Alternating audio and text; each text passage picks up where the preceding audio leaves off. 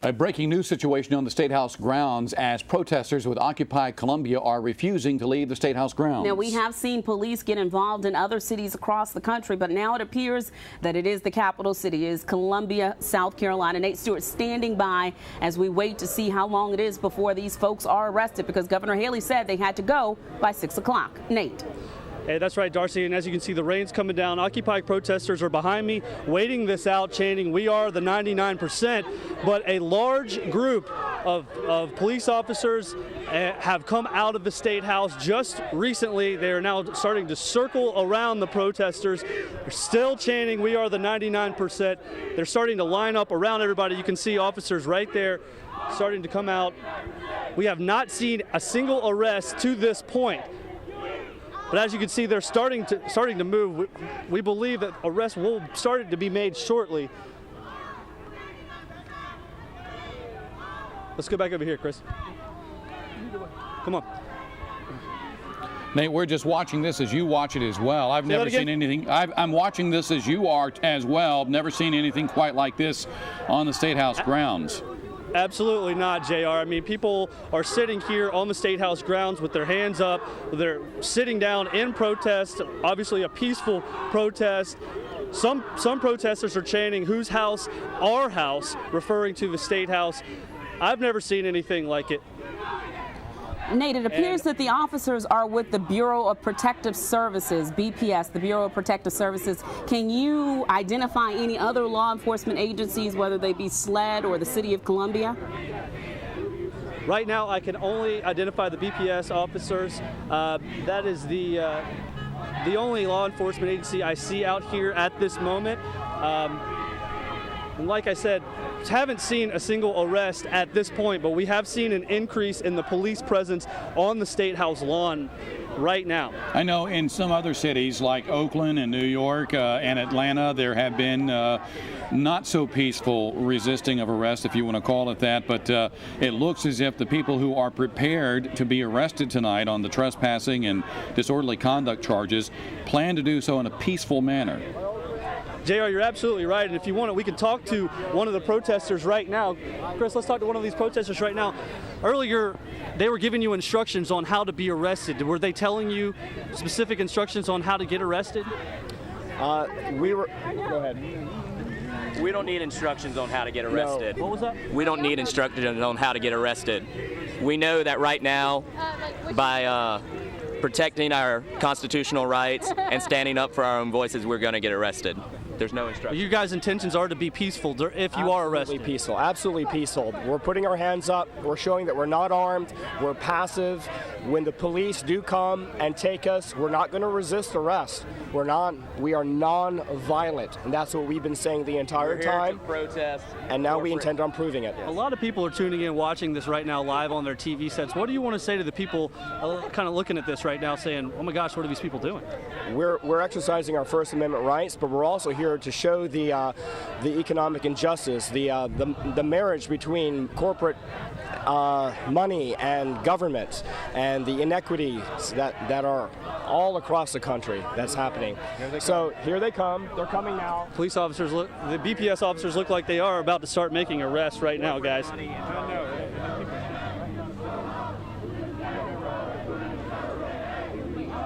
You guys seeing this? Yeah, Nate, we are. We're watching and we're listening in just like you are, because we want to see what happens here. And I think our viewers at home are, they're wanting to see this unfold as well. Nate, we should go on record as saying right now, Governor Nikki Haley, the only governor in the nation to step forward and require that the really getting away is going to cause a problem, okay? So guys, we've been asked by BPS to take a step back from the protesters. They're telling us our live equipment is getting in the way.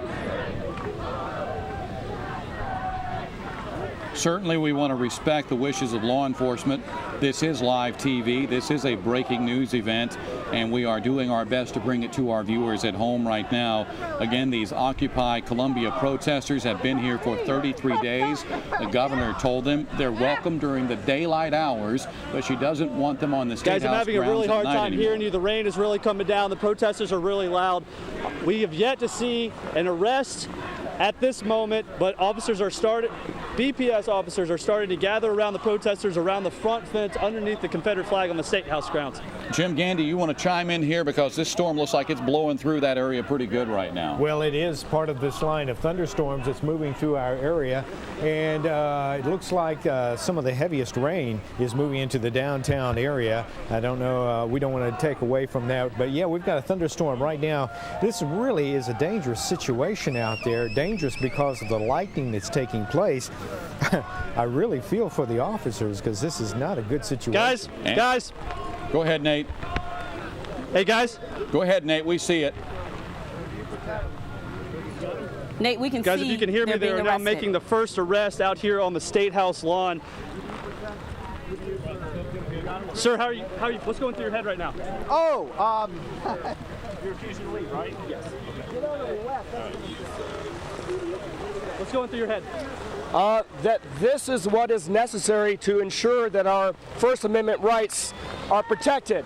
If the people don't stand up, then they will be taken away.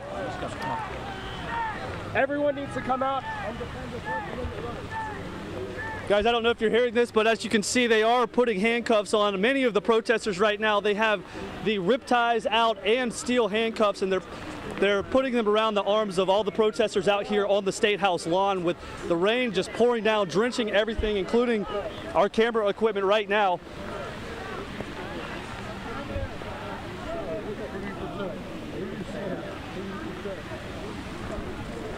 And Nate, again, the governor says they have the right to protest. Let's go talk to somebody over here. He can't hear me. Again, the governor wants them only to protest during the daylight hours, not the nighttime hours. Let's listen in again to Nate and his interview.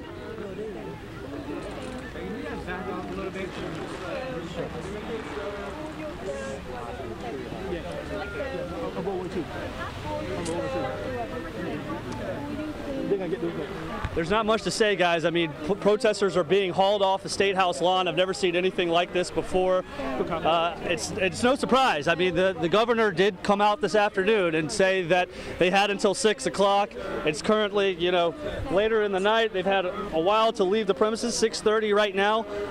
The protesters have had their time. They packed up all their gear earlier today in a U-Haul truck, and right now, as you can see, they're being detained. They're being hauled off and taken to jail. We should add also that at one point there were about 100 or so protesters out there within the last half hour to 45 minutes, but not all of those protesters stayed to get arrested, Nate. Yep. Chris, let's talk to this person down here. Who do you protect? Who do you serve? Who do you protect? Who do you serve? Hey, sir. Who do you protect? You're about to be arrested. What are you thinking right now? Just about that. Who do you protect? Who do you serve? You asked me what I'm thinking about right now. Who do you serve? Who do you protect? Who do you serve? For many of people across the Midlands who have been following the Occupy Columbia protesters, you'll know for yourself that this is the first time that the crowd has been this large. And the protesters have even said that at one point that they thank the governor for bringing attention to today's removal, because they said because she said that they have seen an increase in the number of people who came down to the State House to help support the Occupy Columbia movement. And again, you were looking at live pictures from the State House grounds. They were given until 6. It is approaching 6:30, so the arrests have started. They are being charged with disorderly conduct. Sir, do you feel like your constitutional rights have been violated? All right, thank you. Going to the evening news, producer. I'm sorry, sir. I'm trying to go. We are staying with this right now, Jim. Yes, you want to chime in, Jim? Officers out here on the State House just to let people know that we do have storms moving through here, but right now we do not have any severe weather being observed by radar, but we do have some high winds with some of these thunderstorms. All right, so again, this appears, at least for the moment, it appears that all of the people who wanted to be arrested have been arrested. The people who were standing down by or sitting by the gate, there's one protester there by the monument. It looks like that person is about to be arrested as well. We'll just watch and listen for just a moment.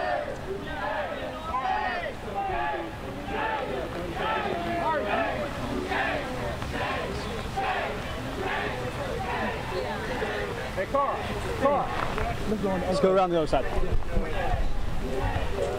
Again, this is all unfolding on live television here in the capital city. Again, we've mentioned that Occupy protests have had their share of police run-ins, namely in Oakland, New York City, Atlanta. But this is the first time there's been some sort of police run-in, if you want to call it that, at the State House. And for those of you who are not familiar with this area, many of the protesters, including this man here who's about to be arrested, they are standing at the steps of the Confederate flag monument. I'm not sure if that was symbolic in nature, if it were planned or not, but that is where you see the protesters standing right behind them, and that is where they're being arrested. Yeah. Sir, how are you feeling right now? I feel like my First Amendment is being violated, and I don't feel like a U.S. citizen. Nate, are they going to come back tomorrow and do it again? Yeah. Hello, my hey baby girl. Nate Stewart, can you hear me? Hey guys, I don't know if you can hear me anymore. My IFB has been going in and out, but people are still being arrested. First Amendment rights. And this is day one of the arrest. Yeah. If they come back again tomorrow and they stay past 6 o'clock again, you can probably expect to see this happen all over again, per order of Governor Haley. Governor Haley says that over the last 33 days, this protest, the Occupy Columbia movement, has cost the people of South Carolina $17,000, but we heard just last week that it had not cost any money. So it'll be interesting as we try to put the pieces of this puzzle together to see where that $17,000 figure comes from. And you may be wondering why those people are not being arrested. They technically are not on the State House grounds right now. They're standing out on the sidewalk, which runs along Gervais Street, so right at the corner of Main and Gervais. So that is the reason these protesters, if you want to call them that, or onlookers, are not being arrested right now. But it does look like they are being asked to move across the street. I believe Nate Stewart told us very early on that the process was going to be with the Bureau of Safety, that they would ask the person to leave. If they did not leave, then they would be ticketed. And if they refused to leave after that, then they would be arrested, the Bureau of Protective Services. All right, what we're going to do is we're going to come back at 7 o'clock with more details on what's going on out at the State House. We're going to send it to Scott Pelley and the CBS Evening News, already in progress.